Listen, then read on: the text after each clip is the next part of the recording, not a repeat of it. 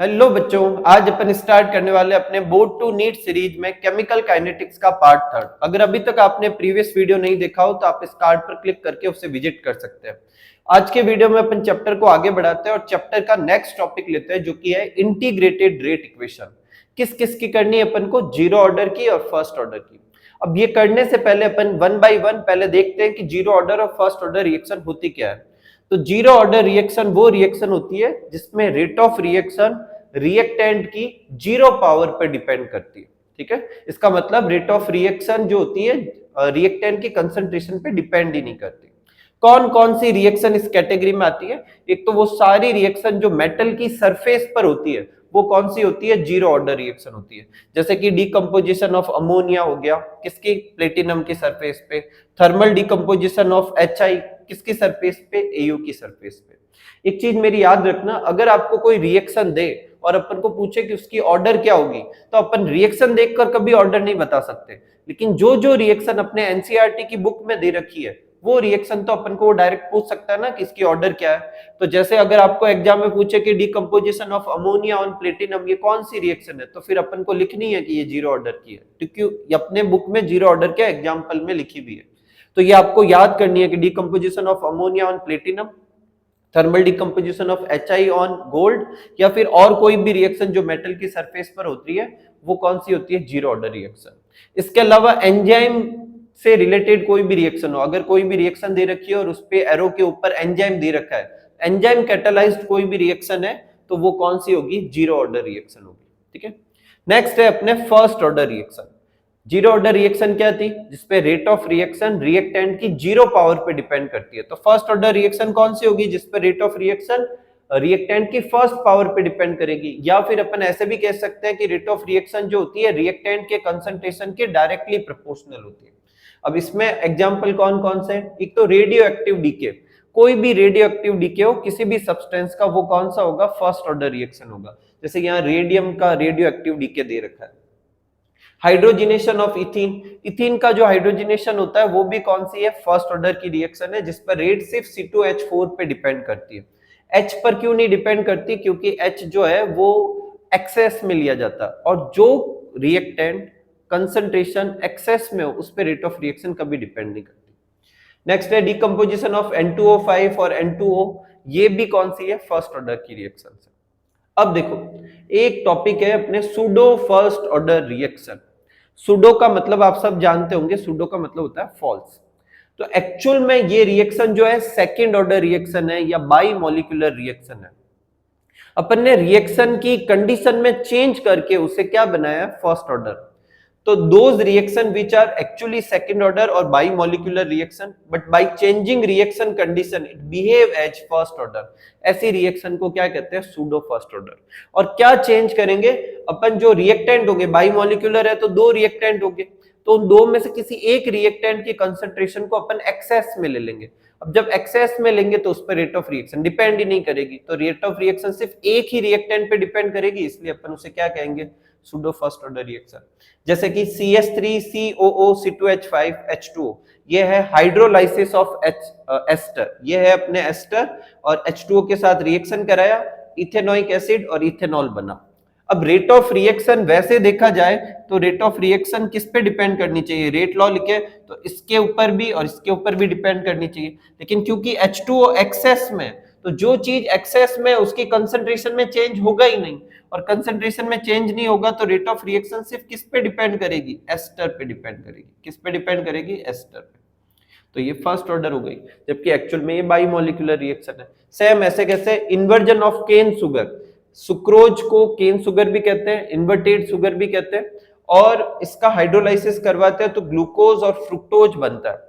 और इसका optical configuration और इन मिक्सर का ऑप्टिकल कॉन्फ़िगरेशन एक दूसरे का उल्टा होता है। ये मैं बायोमोलिक्यूल में आपको अच्छे से समझाऊंगा। इसीलिए सुक्रोज को जो है वो इन्वर्ट सुगर भी कहते हैं और इस प्रोसेस को इन्वर्जन ऑफ केन सुगर भी कहते हैं। वापस अपनी रिएक्शन में आते हैं। ये रिएक्शन भी सूडो फर्स्ट ऑर्डर रिएक्शन का एग्जांपल है, क्योंकि इस रिएक्शन में भी दो रिएक्टेंट है, लेकिन रिएक्शन की रेट सिर्फ सुक्रोज पे डिपेंड करेगी, क्योंकि वाटर को अपन ने किस में ले रखा है? एक्सेस में ले रखा है। ठीक है, तो एक बार आप ये नोट कर लीजिए, फिर अपन वन बाय वन पहले जीरो ऑर्डर की इंटीग्रेटेड रेट इक्वेशन और उसकी हाफ लाइफ समझेंगे, फिर फर्स्ट ऑर्डर रिएक्शन की इंटीग्रेटेड रेट इक्वेशन और उसकी हाफ लाइफ समझेंगे, और फिर उनके ऊपर बेस्ड न्यूमेरिकल देखेंगे। ठीक है, आगे बढ़ते हैं और अपन लेते हैं जीरो ऑर्डर रिएक्शन का इंटीग्रेटेड रेट इक्वेशन कैसे निकालेंगे। तो सबसे पहले अपन एक डमी रिएक्शन लिखेंगे, जैसे कि एक तरफ अपन ने ले लिया रिएक्टेंट और एक तरफ क्या ले लिया, प्रोडक्ट। फिर अपन यहाँ पे लिखेंगे t इक्वल टू जीरो, इसका मतलब इनिशियल टाइम। और जब इनिशियल टाइम होगा तो रिएक्टेंट की कंसंट्रेशन क्या होगी, उसकी मैक्सिमम कंसंट्रेशन, जिसे अपन R नॉट से लिख देते हैं। ठीक है, प्रोडक्ट कितने होंगे इस टाइम तक, जीरो प्रोडक्ट होगा। फिर अपन करेंगे t equal to t time, मतलब एक सर्टेन टाइम बाद, सर्टेन टाइम बाद क्या होगा, रिएक्टेंट की कंसंट्रेशन जो है वो घटकर क्या रह जाएगी, कुछ और हो जाएगी। जैसे पहले R नॉट थी, अब घटकर R हो गई। प्रोडक्ट कितना बनेगा, जितनी कमी आई, कमी कितनी आई, इसमें से ये माइनस कर देते हैं, तो प्रोडक्ट कितने बन जाएंगे, R नॉट में से R। ठीक है, ये कंसंट्रेशन, ये प्रोडक्ट बन गया। अब अपन क्या लिखने वाले हैं, रेट का एक्सप्रेशन लिखने वाले हैं। पहले अपन क्या लिखेंगे, रेट का एक्सप्रेशन। किसके फॉर्म में लिखेंगे अपन, रिएक्टेंट के फॉर्म में, क्योंकि रिएक्टेंट है तो अपन माइनस लगाएंगे। ठीक है, फिर अपन या तो डेल्टा लगाते हैं या फिर डिफरेंशिएशन का डी लगाते हैं। तो यहाँ डिफरेंशिएशन के हिसाब से इंस्टेनियस रेट ऑफ रिएक्शन लिख रहा हूं, minus differentiation of concentration of reactant upon different with respect to time. ठीक है, अब अपन रेट लॉ लिखेंगे, तो रेट लॉ लिखेंगे तो सामने क्या लिखते हैं, ये रेट का एक्सप्रेशन हो गया, और इसके सामने क्या लगाएंगे, रेट कांस्टेंट, फिर रिएक्टेंट की कंसंट्रेशन, और फिर उसकी क्या लगाएंगे, पावर। पावर क्या लगाएंगे, जीरो। जीरो क्यों लगाई, क्योंकि ये जीरो ऑर्डर रिएक्शन है। अब किसी की भी पावर जीरो होती है तो वैल्यू कितनी होती है, वन, तो इसको हटा देंगे। ठीक है, तो क्या बच जाएगा पीछे, ये dt और क्या आ जाएगा, k। अब dt को इधर लेके चले जाते हैं तो क्या हो जाएगा, differentiation of r k dt। ठीक है, अब अपन क्या करेंगे, बोथ साइड इंटीग्रेशन कर लेंगे। हाँ, एक और चीज, ये जो इक्वेशन आई है इसे डिफरेंशियल रेट इक्वेशन कहते हैं। ठीक है, अब अपन बोथ साइड क्या करेंगे, इंटीग्रेशन करेंगे, बोथ साइड इंटीग्रेशन। और बोथ साइड इंटीग्रेशन करेंगे वो भी विदाउट लिमिट करेंगे। ठीक है, लिमिट के साथ करते हैं तो यहाँ लिमिट पुट करते हैं। वैसे आप कोई भी तरीका इस्तेमाल कर सकते हैं, लिमिट के साथ और विदाउट लिमिट दोनों कर सकते हैं, लेकिन अपनी बुक में विदाउट लिमिट किया हुआ तो मैं वही कर देता हूँ। ठीक है, अब डिफरेंशिएशन ऑफ dx क्या होता है, x, तो डिफरेंशिएशन ऑफ dr क्या हो जाएगा, माइनस, तो बाहर आ जाएगा, और डिफरेंशिएशन ऑफ dr क्या हो जाएगा, r। k कांस्टेंट है तो वो बाहर आ जाएगा। ठीक है, और dt का डिफरेंशिएशन क्या हो जाएगा, t हो जाएगा। ठीक है, इसको अपन ऐसे भी लिख सकते हैं, और हाँ, साथ में एक अपने क्या आ जाएगा, इंटीग्रेटेड कांस्टेंट आएगा, इंटीग्रेशन कांस्टेंट। इंटीग्रेशन कांस्टेंट कब आता है, जब अपन बिना लिमिट के इंटीग्रेशन करते हैं तो क्या आता है, इंटीग्रेशन कांस्टेंट आता है। तो वो इंटीग्रेशन कांस्टेंट आ गया अपने। अब अपन क्या करेंगे, इस इंटीग्रेशन रेट कांस्टेंट, या सॉरी इंटीग्रेशन कांस्टेंट है, इसकी अपन क्या निकालेंगे, वैल्यू निकालेंगे। वैल्यू निकालने का क्या तरीका है, इनिशियल कंडीशन पुट कर देंगे, पुट इनिशियल कंडीशन। ठीक है, क्या पुट करेंगे, इनिशियल कंडीशन जो होगी वो पुट कर देंगे। अब इनिशियल कंडीशन क्या थी, तो जहां t लिखा हुआ है वहां आपको जीरो लिखना है, और जहां r लिखा हुआ है वहां अपन को r नॉट लिखना है। ठीक है, तो अपन इनिशियल कंडीशन पुट कर देते हैं, तो ये हो गया अपने माइनस r, इसकी जगह क्या लिख देंगे, r नॉट, ये क्या हो जाएगा माइनस, ये जो kt है, जो इसमें t की जगह कितना पुट करेंगे, जीरो, तो ये जीरो हो जाएगा, ये वैल्यू आ जाएगी। ठीक है, ये वैल्यू अपन इधर पुट कर देते हैं। इधर पुट करेंगे तो पुट इन इक्वेशन a, तो a में ये माइनस ऐसे कैसे, r ऐसे कैसे। ठीक है, k t की जगह k t, और इस इंटीग्रेशन कांस्टेंट की वैल्यू आ गई अपने पास r नॉट। ठीक है, अब अपन क्या करेंगे, इसको इधर भेज देते हैं, तो क्या हो जाएगा, r not minus r equal to क्या हो जाएगा, के टी। मुझे क्या करना है, k की वैल्यू निकालनी है। k की वैल्यू निकालूंगा तो क्या आ जाएगी, r not minus r upon T. ये है अपने क्या, रेट कांस्टेंट, और ये रेट कांस्टेंट किसका है, जीरो ऑर्डर का, तो एक तो अपन को ये याद रखना है जीरो ऑर्डर का रेट कांस्टेंट का ये फॉर्मूला होता है। और ये इक्वेशन अपन ने कहां से निकाली, इंटीग्रेशन से। तो इसको या इसको दोनों में से किसी को भी अपन क्या कह सकते हैं, इंटीग्रल रेट इक्वेशन कह सकते हैं। तो इस तरीके से अपन जीरो ऑर्डर का क्या निकालते हैं, रेट कांस्टेंट निकालते हैं।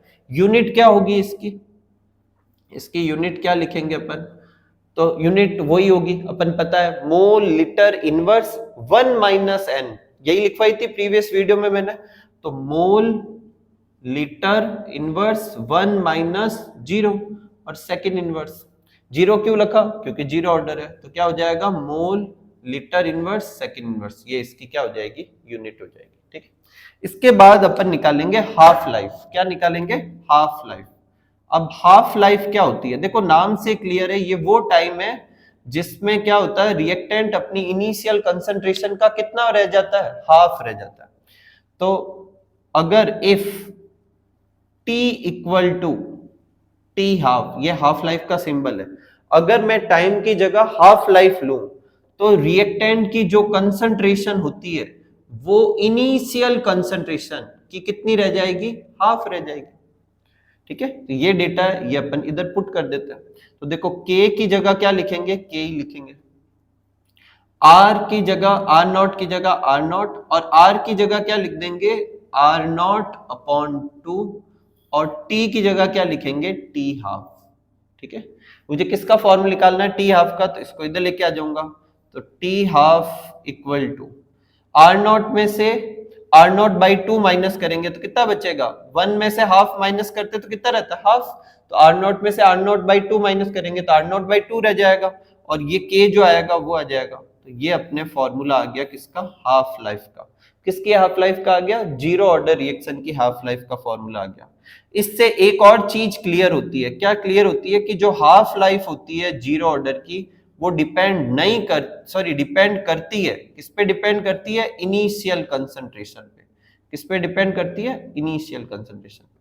तो कभी कभी बोर्ड के एग्जामिनेशन में ऐसे क्वेश्चन भी आ जाते हैं कि प्रूफ करो कि जीरो ऑर्डर रिएक्शन का जो हाफ लाइफ होती है वो इनिशियल कंसंट्रेशन के डायरेक्टली प्रोपोर्शनल होती है या इनिशियल कंसंट्रेशन पे डिपेंड करती है, तो फिर अपन ये प्रूफ करके बताएंगे। ठीक है, तो ये जीरो ऑर्डर रिएक्शन की इंटीग्रल रेट इक्वेशन, उसके के का फॉर्मूला और उसकी हाफ लाइफ का फॉर्मूला। ठीक है, एक बार आप ये नोट कीजिए, फिर अपन ऐसे कैसे फर्स्ट ऑर्डर रिएक्शन के लिए भी करते हैं।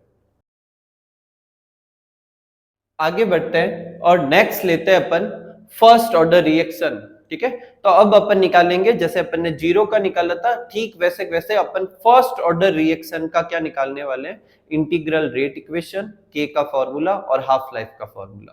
देखो स्टार्ट सेम करेंगे, वही अपन ने सेम रिएक्शन का इस्तेमाल किया। टी इक्वल टू जीरो पर आर नॉट लिए, ये जीरो होगा, फिर ये घट के आर रहेगा, ये कितना होगा, इन दोनों के माइनस के बराबर। फिर अपन ने रेट एक्सप्रेशन लिखा, सब कुछ सेम किया, आगे भी सेम ही करेंगे, अपने आप ही आंसर दूसरे आएंगे, देखना। अब देखो ये वापस लिखे अपन ने, रेट लॉ लिख रहे हैं। ठीक है, तो ये अपन ने लिख दिया। रेट लॉ लिखने के लिए यहाँ क्या लिखते हैं, के लिखते हैं, और फिर रिएक्टेंट की कंसंट्रेशन की, जीरो ऑर्डर में पावर क्या लगाई थी, जीरो, या फर्स्ट ऑर्डर में पावर क्या लगाएंगे, ठीक है। वहां पर इसकी पावर जीरो थी तो ये हट गया था, यहाँ पर ये हटेगा नहीं, तो इसको इधर लेके आ जाते हैं, इसको इधर लेके चले जाते हैं, तो क्या हो जाएगा, डी आर इक्वल टू के डी टी। अब चाहो तो माइनस इधर रखो, चाहो तो इधर लेके चले जाओ, कुछ भी करो, कोई तकलीफ नहीं है। ठीक है, और ये आर क्या नीचे आ जाएगा। ठीक है, पिछली बार क्यों नहीं आया था, क्योंकि वो 1 हो गया था, क्योंकि उसकी पावर 0 थी। फिर अपन ने क्या किया, ये अपनी क्या आ जाएगी, इक्वेशन होगी कौन सी, डिफरेंशियल रेट इक्वेशन। फिर अपन क्या करेंगे, बोथ साइड इंटीग्रेशन कर देंगे, बोथ साइड इंटीग्रेशन। ठीक है, पिछले बार भी किया था, इस बार भी करेंगे बोथ साइड इंटीग्रेशन। ये अपन ने इंटीग्रेशन का साइन बना दिया। ठीक है, दोनों तरफ अपन क्या कर देंगे, इंटीग्रेशन कर देंगे, माइनस और के बार ले लेता हूं और dt का इंटीग्रेशन कर देता हूं। ठीक है, अब पिछली बार dx था, dx का इंटीग्रेशन क्या होता है, x, इस बार है dr अपॉन r, मतलब 1 अपॉन x का इंटीग्रेशन लगेगा। 1 अपॉन x का इंटीग्रेशन होता है log x, और log कौन सा, जिसके बेस में क्या हो, एक्सपोनेंट, इसको अपन यहां पर ln से लिखने वाले। ठीक है, तो 1 अपॉन x का क्या होता है, log x, तो 1 अपॉन r का क्या होगा, log r, तो ये अपन ने लिख दिया log ये वाला लॉग है, ई वाला इसलिए ln लिख रहे हैं, ठीक है। और ये हो गया r, उसके बाद माइनस के ऐसे कैसे dt का इंटीग्रेशन t, और ये आ गया इंटीग्रेशन कांस्टेंट। फिर अपन किसकी वैल्यू निकालेंगे, इंटीग्रेशन कांस्टेंट की। कैसे वैल्यू निकालते हैं इंटीग्रेशन कांस्टेंट की, इसको अपन दे देते हैं नाम की भाई इनिशियल, ये एक इक्वेशन है, और फिर अपन क्या पुट करेंगे, इनिशियल कंसंट्रेशन पुट करेंगे, इनिशियल कंडीशन पुट करेंगे, ठीक है, इनिशियल कंडीशन। अब इनिशियल कंडीशन क्या होती है कि जब t 0 हो और जहां पर आपको r लिखना है उसकी जगह अपन को क्या लिखना पड़ेगा, r0, क्योंकि स्टार्टिंग में रिएक्टेंट की कंसंट्रेशन क्या थी, r0। इसमें पुट करके देखते हैं, ln की जगह ln, r की जगह क्या आ जाएगा, r0, t की जगह 0 होगा तो ये पूरा हट जाएगा और ये i की वैल्यू आ जाएगी, ठीक है। फिर ये वैल्यू अपन कहाँ पुट कर देंगे, ये वैल्यू अपन कहाँ पुट कर देंगे, इक्वेशन में पुट कर देंगे। तो क्या करेंगे, पुट इन इक्वेशन ए, ठीक है। तो ln की जगह ln, r की जगह r, माइनस के टी की जगह माइनस के टी, प्लस i की जगह क्या हो जाएगा, ln r0, ठीक है। फिर क्या करेंगे अपन, इसको इधर लेके आ जाते हैं, इसको उधर लेके चले जाते हैं, तो के टी इक्वल टू क्या हो जाएगा, ln r0 minus ln r। Log में अगर दो चीजें माइनस में होती है तो उसे अपन किस में लिख देते हैं, अपॉन में, और t को इधर भेज देते हैं, तो 1/t, t मल्टीप्लाई में था उधर गया डिवाइड में, ये दोनों माइनस में थे तो अपन इसे अपॉन में लिख देते हैं, ये अपन ने लिख दिया अपॉन, ठीक है। फिर ln हटाकर अगर मुझे लॉग लगाना हो, लॉग बोले तो लॉग जिसके बेस में 10 है उसे अपन खाली लॉग से लिखेंगे, ठीक है। अगर वो लगाना हो, इसको इसमें बदलने के लिए 2.303 से मल्टीप्लाई कराता है, किससे कराता है, 2.303 से, तो ये आ जाएगा 2.303 upon t log r0 upon r, ठीक है। ये अपने आ गया k का फॉर्मूला, किसके लिए, फर्स्ट ऑर्डर के लिए। इसकी यूनिट क्या लगाएंगे, फर्स्ट ऑर्डर के रेट कांस्टेंट की यूनिट क्या आती है, सेकंड इनवर्स, क्या आएगी, सेकंड इनवर्स, ठीक है। तो एक बार आप ये नोट कर लीजिए, फिर अपन इसकी हाफ लाइफ निकालते हैं, ठीक है। नेक्स्ट देखो, अपन लेते हैं हाफ लाइफ फर्स्ट ऑर्डर की। तो जैसे अपन ने जीरो ऑर्डर की हाफ लाइफ निकाली, फर्स्ट ऑर्डर की भी वैसे निकालते हैं। या मैंने डेफिनेशन लिख दी, वहां पर मैं भूल गया था आपको लिखवाना, the time in which concentration of reactant is reduce to half. जब रिएक्टेंट की कंसंट्रेशन उसकी स्टार्टिंग की कंसंट्रेशन की हाफ रह जाए, तब अपन उसे क्या कहेंगे, हाफ लाइफ कहेंगे। के का फॉर्मूला लिख लिया, जो कि अपने फर्स्ट ऑर्डर रिएक्शन का है, 2.303 upon t log r0 upon r। अगर t की जगह t हाफ लिखो तो रिएक्टेंट की कंसंट्रेशन कितनी होगी, इनिशियल कंसंट्रेशन की कितनी हो जाएगी, हाफ हो जाएगी। अब अपन ये डेटा क्या करेंगे, इस वाले में पुट कर देंगे। देखो इस t को तो मैं यहाँ लेके आ जाता हूँ और यहाँ लिख के भी आ जाता हूँ और उसकी जगह t हाफ लिख देता हूँ, ठीक है। 2.303 की जगह यही और k की जगह k, लॉग की जगह log r0, और इस r की जगह अपन क्या लिख देंगे, r0 अपॉन 2, तो ये 2 ऊपर आ जाएगा, तो t हाफ इक्वल टू क्या हो जाएगा, 2.303 अपॉन के log 2 बच जाएगा। और log 2 की वैल्यू आपको याद रखनी है, log 2 की वैल्यू कितनी होती है, 0.3010। इन दोनों को मल्टीप्लाई कराएंगे तो मल्टीप्लाई करने पर आएगा 0.693 अपॉन के आ जाएगा, ठीक है। इधर एक इंटरेस्टिंग पॉइंट क्या है, इंटरेस्टिंग पॉइंट ये है कि जो टी हाफ जो है फर्स्ट ऑर्डर रिएक्शन का, वो डिपेंड ही नहीं कर रहा किसके ऊपर, रिएक्टेंट की इनिशियल कंसंट्रेशन पे, जबकि जीरो ऑर्डर की जो टी हाफ थी वो इनिशियल कंसंट्रेशन पे डिपेंड करती थी। अब किसकी करेगी या किसकी नहीं, देखो मैं आपको सिर्फ कॉम्पिटिटिव एग्जाम के लिए ये लिखवा रहा हूं।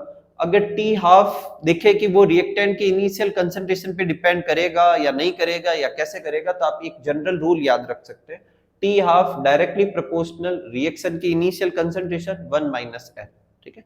एन की जगह अपन को क्या पुट कर देना है, ऑर्डर। अगर मैं जीरो ऑर्डर लूं तो यहाँ जीरो पुट कर दूंगा तो कितना बचेगा, 1, तो टी हाफ डायरेक्टली प्रोपोर्शनल हो जाएगा। फर्स्ट ऑर्डर का निकालूंगा तो यहाँ 1 पुट कर दूंगा, 1 माइनस 1 कितना होगा, 0, तो ये हट जाएगा, तो टी हाफ इस पे डिपेंड ही नहीं करेगा। अगर 2 पुट करूंगा तो इनवर्सली प्रोपोर्शनल आ जाएगा, तो आप निकाल सकते हैं। इस पर एक न्यूमेरिकल करवाता हूं, देखो कह रहा है कि दो अलग अलग कंसंट्रेशन दे रखी है और उस पर टी हाफ की दो अलग अलग वैल्यू है। अब बताओ ऑर्डर क्या है। तो अपन क्या करेंगे कि टी ये वाला लिखा, ठीक है। अब इसी को रेशियो के फॉर्म में लिख देंगे, T half first upon T half second, initial concentration first initial concentration second, और इस पूरे की पावर 1 माइनस है, ठीक है। टी हाफ दे रखे हैं दोनों, पहले कितना दे रखा है 200, बाद में 100, 200 और 100। पहली कंसंट्रेशन कितनी थी 0.5, बाद में कितनी थी 1, उसकी पावर क्या होगी 1 माइनस है, ठीक है, कोई तकलीफ नहीं। इसको सॉल्व करेंगे तो कितना आ जाएगा 2, इसको सॉल्व करेंगे बेसिकली 1/2 है। इसको फ्लिप कर देते हैं, इस वाले को 1/2 की जगह 2 लिख देता हूं, तो यहाँ 1 माइनस एन की जगह क्या हो जाएगा n-1। बेस सिमिलर है तो पावर क्या होगी सेम, तो n-1 इक्वल टू 1, -1 इधर चला जाएगा तो n इक्वल टू कितना आ जाएगा 2। इसका मतलब ये कौन सी रिएक्शन है, सेकेंड ऑर्डर रिएक्शन के लिए, ठीक है, एकदम सिंपल। आप एक बार इसे नोट कर लीजिए, फिर अपन फर्स्ट ऑर्डर और जीरो ऑर्डर के न्यूमेरिकल्स देखते हैं, ठीक है। नेक्स्ट आगे बढ़ते हैं और नेक्स्ट क्वेश्चन लेते हैं। अपन को एक क्वेश्चन दे रखा है जिसमें रेट कांस्टेंट दे रखा है फर्स्ट ऑर्डर रिएक्शन के लिए और हाफ लाइफ निकालना है, ठीक है। तो सबसे पहले अपन क्या करेंगे, हाफ लाइफ का फॉर्मूला लिख देंगे। अपन सब जानते हैं हाफ लाइफ का फॉर्मूला क्या होता है, 0.693 अपॉन के, ठीक है। तो आप एकदम सिंपल सा न्यूमेरिकल है, यहाँ के की वैल्यू पुट कर लेना और आपका आंसर आ जाएगा। आंसर मैं लिख देता हूँ, आप सॉल्व करके चेक कर लीजिएगा कि यही आंसर है या नहीं है, ठीक है। तो आंसर हो जाएगा 1.26 इंटू 10⁻13 सेकेंड। एक मैं चीज बता देता हूँ कि यहाँ सेकंड यूनिट क्यों लगाई, क्योंकि यहाँ सेकंड इनवर्स था। अगर यहाँ मिनट इनवर्स करते तो यहाँ मिनट लगाते। अब चेक करके पता कीजिएगा कि यही आंसर है या नहीं। नेक्स्ट देखो, नेक्स्ट क्वेश्चन लेते हैं, बहुत ही अच्छा क्वेश्चन है कि ये कह रहा है कि so that the first order reaction time required for completion 99.9% is 10 times. अब ऐसे बहुत सारे क्वेश्चन हो सकते हैं। ऐसे कह सकता है 90% कंप्लीशन, 60% कंप्लीशन, 40% कंप्लीशन, 50% कंप्लीशन, कुछ भी दे सकते हैं।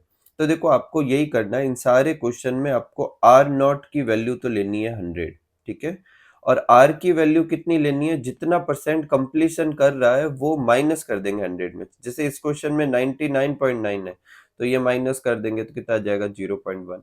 अगर मैं आपको कहूं कि 90% कंप्लीट हो रखा है तो क्या करेंगे, 100 माइनस 90 कर देंगे तो आर की वैल्यू कितनी हो जाएगी 10। मैं आपको कहूँ 60% कंप्लीट हो गया तो आर नॉट की वैल्यू तो 100 और आर की वैल्यू कितनी हो जाएगी 100 माइनस 60, 40%। बोले तो जितना परसेंट कंप्लीशन के उतने माइनस कर देने और वो आर की वैल्यू हो जाएगी। तो सबसे पहले स्टार्ट करते हैं, सबसे पहले अपन लेते हैं के की वैल्यू। के की वैल्यू क्या होती है 2.303 अपॉन टी, ठीक है। फर्स्ट ऑर्डर के लिए लिख रहे हैं लॉग, ठीक है, आर नॉट अपॉन आर, ठीक है, कोई तकलीफ नहीं।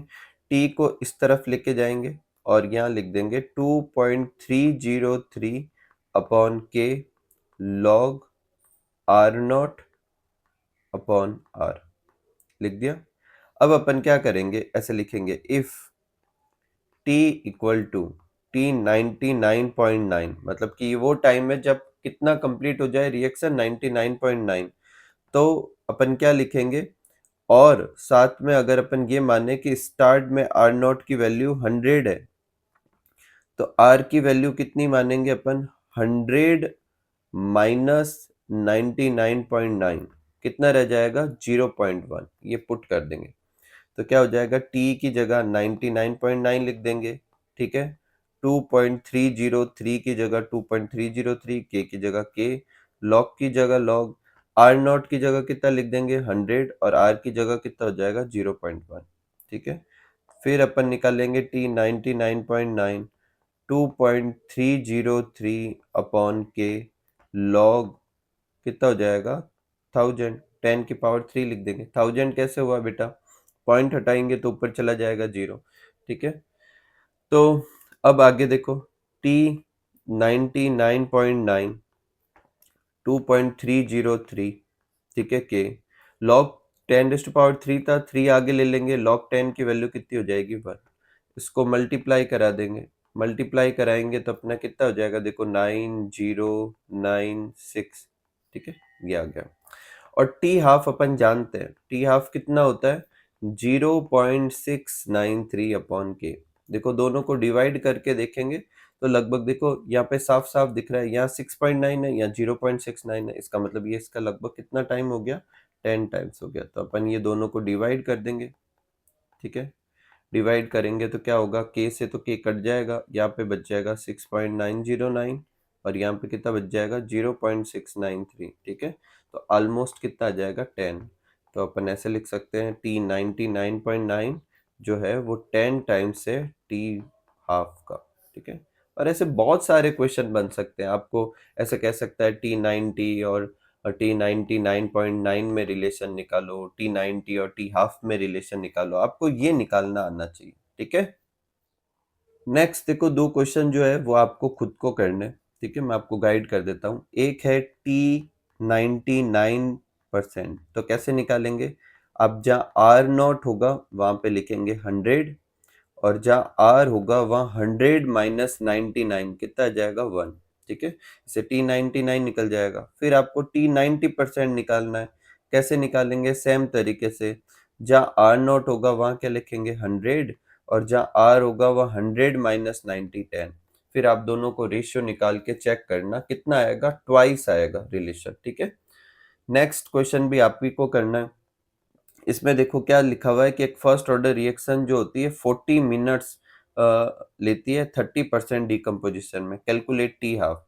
तो इस वाले क्वेश्चन में पहले आपको क्या करना है, देखो यहाँ टी का फॉर्मूला लगा देंगे 2.303, सॉरी अपन क्या करेंगे के का फॉर्मूला लगाएंगे पहले, ठीक है। K equal to 2.303 upon t log R0 upon r. अब देखो सबकी वैल्यू बताता हूँ, इसकी वैल्यू कितनी लेंगे 100, ये कह रहा है कि कितने परसेंट डिकम्पोजिशन हो गया है, 30% तो हो गया है, तो आर कितना रह जाएगा 100 माइनस 30 कितना हो जाएगा 70, ठीक है। और टी की वैल्यू कितनी है 40 मिनट, ठीक है। आप इसमें log 7 की वैल्यू चाहिएगी, आप कैलकुलेटर से यूज कर लेना, ठीक है। इससे आपका क्या निकल जाएगा, के निकल जाएगा। उसके बाद आप क्या निकालेंगे, टी हाफ। टी हाफ कैसे निकालेंगे, 0.693 अपॉन के, और जो के इधर से आएगा वो यहाँ पुट कर देंगे, ठीक है। नेक्स्ट आगे बढ़ते हैं और आज का लास्ट टॉपिक लेते हैं, वो है first order reaction in term of pressure. तो कभी कभी क्या होता है, कोई गैसियस रिएक्शन दे देते हैं और उसके लिए अपन को रेट कांस्टेंट निकालना होता है। देखो यहाँ कुछ ज्यादा समस्या नहीं है, बस प्रॉब्लम ये है कि जैसे अपन एक जनरल क्वेश्चन करते हैं, जैसे फर्स्ट ऑर्डर का क्या होता है अपने 2.303 upon t log R0 upon r, बोले तो इनिशियल कंसंट्रेशन दे रखी होती है और फाइनल कंसंट्रेशन दे रखी होती है। अगर ठीक वैसे ही अगर अपन को इनिशियल प्रेशर दे दे और फाइनल प्रेशर दे दे तो फॉर्मूला क्या हो जाएगा, K equal to 2.303 upon t log क्या हो जाएगा, initial pressure upon final pressure, ठीक है। जिंदगी आसान। लेकिन प्रॉब्लम ये होती है कि एग्जाम में जो प्रेशर दिए जाते हैं ऐसे क्वेश्चन के लिए वो टोटल प्रेशर दिए जाते हैं। क्या दिए जाते हैं, टोटल प्रेशर। इसीलिए अपन को कैसे उसे प्रोसेस करना है वो अपन समझते हैं। इसका जो फाइनल आंसर आएगा उसे आपको याद करने की जरूरत नहीं है, बस आपको न्यूमेरिकल इसी पैटर्न में सॉल्व करना है। मैं एक न्यूमेरिकल भी करवा के बताऊंगा, पहले इसके लिए समझते हैं। देखो ये एक रिएक्शन दे रखी है, ठीक है। मान लेते हैं कि इनिशियल प्रेशर R0 था, उसकी जगह अपन ने P0 मान लिया, ठीक है। अब थोड़ी देर बाद में क्या होगा, कंसंट्रेशन घटेगी। मान लेते हैं कि ये घटकर P0 माइनस PX रह गई। कितनी रह गई, P0 माइनस PX। तो मैंने P0 में से कितना घटाया, PX। तो यहां पर मैं क्या लिखूंगा, PX, यहां पर भी क्या लिखूंगा, PX। अब यहां पर एक चीज आपको गौर करने लायक है, यहां पर PX और PX तभी लिखना है जब यहां आगे कोई स्टाइक्योमेट्रिक कोफिशिएंट ना हो। अगर यहां पर 2 लिखा होता, यहां पर आगे 3 लिखा होता, तो मैं यहाँ 2px और यहाँ क्या करता, 3px करता, कोई समस्या नहीं। अब टोटल प्रेशर निकालते हैं, ठीक है। टोटल प्रेशर, तो टोटल प्रेशर अपन दो बार निकालेंगे, एक बार निकालेंगे स्टार्ट में, ठीक है, और एक बार निकालेंगे अपन t इक्वल टू टी पर। स्टार्ट में कैसे निकालेंगे, इन सबको जोड़ देंगे, तो P0 प्लस 0 प्लस 0, इसका मतलब कितना आ जाएगा, P0। तो अगर आपको क्वेश्चन में ऐसा दे रखा है कि इनिशियल टोटल प्रेशर इतना है, तो बेसिकली P0 की ही वैल्यू है, ठीक है। T इक्वल टू टी पर जो टोटल प्रेशर आएगा उसे अपन PT से डिनोट कर रहे हैं, और उसको इन तीनों को ऐड करेंगे, या जो भी होगा जैसा भी होगा उसे ऐड कर देंगे। जैसे यहाँ पर क्या है, P not minus P x minus P x minus P x, ठीक है। तो पी टी इक्वल टू कितना आ जाएगा, देखो पी एक्स एक देखो यहाँ क्या है, P not minus P x था और फिर अपन को सॉरी ऐड करना था, ठीक है, अपन ने माइनस कर दिया, इन सबको ऐड करना था। इससे ये कट हो गया, पीछे क्या बच जाएगा, P not plus P x हो जाएगा, ठीक है। मुझे इसकी वैल्यू चाहिए, इसकी वैल्यू के लिए मुझे किसकी वैल्यू चाहिएगी, पी एक्स की। तो क्वेश्चन में देखो इसकी वैल्यू दे रखी होगी, इसका मतलब ये पता होगा, और टोटल प्रेशर दे रखा होगा। तो क्या मैं ये निकाल सकता हूं, कैसे निकाल सकता हूं, p x equal to p t minus p zero. बस ये ही चीज अपन को पता करनी कि ये कैसे निकालेंगे। एक बार जब ये पता चल जाएगा तो अपन इसकी जगह पुट कर देंगे। तो अपने k का फॉर्मूला लिखते हैं, k का फॉर्मूला क्या होगा, 2.303 upon t log P not upon P, सही है ना। तो उसकी जगह 2.303 upon t log P not upon P की वैल्यू कितनी है, P not minus P x. अब मुझे इसकी वैल्यू निकालनी है, तो इसकी वैल्यू निकालने के लिए क्या करेंगे, पी एक्स की वैल्यू पुट कर देंगे। तो कितना आ जाएगा, 2.303 upon t log P not upon P not minus इसकी वैल्यू क्या होगी, value P t minus P x, sorry P t minus p zero, ठीक है। 2.303 upon t log P not, देखो यहां पर माइनस ब्रैकेट ओपन करेंगे तो माइनस की वजह से साइन क्या हो जाएंगे, चेंज हो जाएंगे। तो पी नॉट की जगह पी नॉट ये हो जाएगा माइनस का पी टी, और ये क्या हो जाएगा, प्लस का पी नॉट। तो क्या फाइनल आंसर हो जाएगा, 2.303 upon t log P not upon 2 P not minus P T. अब फॉर्मूला अभी भी वही है, इसी से डिराइव किया, पर ये क्यों की इतनी मेहनत, क्योंकि मैं क्या कह रहा हूं कि क्वेश्चन में आपको टोटल प्रेशर दे रखा होगा। स्टार्टिंग में जो टोटल प्रेशर होगा वो पी नॉट की वैल्यू होगी, बाद में जो टोटल प्रेशर होगा वो इधर पुट कर देंगे, तो ये आ जाएगा। तो आपको इसी तरीके से न्यूमेरिकल को भी क्या करना है, अटेम्प्ट करना है। अभी मैं आपको एक न्यूमेरिकल से समझाऊंगा, अभी आप इसको नोट कर लीजिए, ठीक है। नेक्स्ट देखो, एक न्यूमेरिकल से समझते हैं कि इस तरीके के क्वेश्चन को कैसे अटेंड करेंगे। तो सबसे पहले अपन क्या करेंगे, सबसे पहले अपन इक्वेशन लिखेंगे, ठीक है। ये अपन ने इक्वेशन लिखी, ठीक है। और आप स्टोइकियोमेट्रिक कोफिशिएंट का स्पेशली ध्यान रखें कि क्या क्या स्टोइकियोमेट्रिक कोफिशिएंट है। तो पहले अपन लेंगे t equal to zero, t equal to zero पे इनिशियल प्रेशर कितना लेंगे, पी जीरो, ये कितना होगा जीरो और ये होगा जीरो। टी इक्वल टू जो भी टाइम दे रखा 100, उस पे प्रेशर कितना रह जाएगा, पी।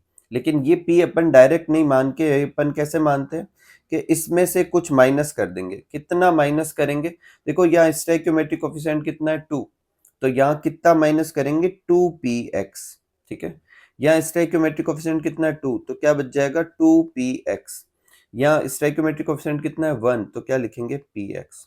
तो जो प्रेशर टी टाइम 100 सेकेंड के बाद रहेगा वो पी नॉट माइनस 2px होगा। अब अपन जो फॉर्मूला यूज करना चाहते हैं यहाँ पे लिख देते हैं। अपन जो फॉर्मूला यूज करना चाहते हैं वो क्या यूज करना चाहते हैं, 2.303 अपॉन टी लॉग, ऊपर क्या रखना चाहते हैं, पी नॉट, और नीचे क्या रखना चाहते हैं, पी। लेकिन क्वेश्चन जो होते हैं उसमें अक्सर देखो टोटल प्रेशर दे रखा है, ना पी नॉट दे रखा है ना पी दे रखा है। तो क्या करेंगे, तो सबसे पहले t इक्वल टू जीरो पे टोटल प्रेशर देखते हैं।